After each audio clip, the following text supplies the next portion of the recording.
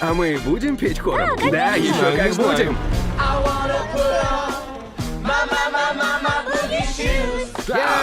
Буги-буги.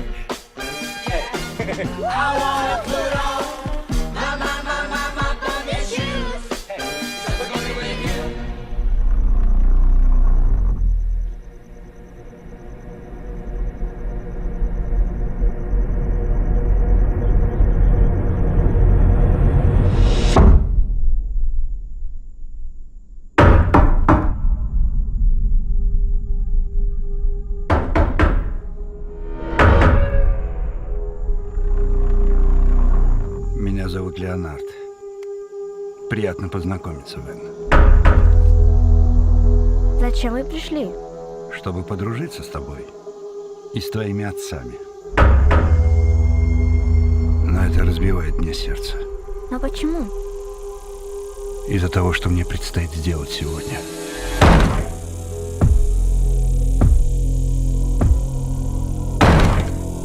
У этой женщины в руках что-то вроде кирки с цепью и молотком. Нам четверым предстоит очень важное дело. Возможно, самое важное во всей истории человечества.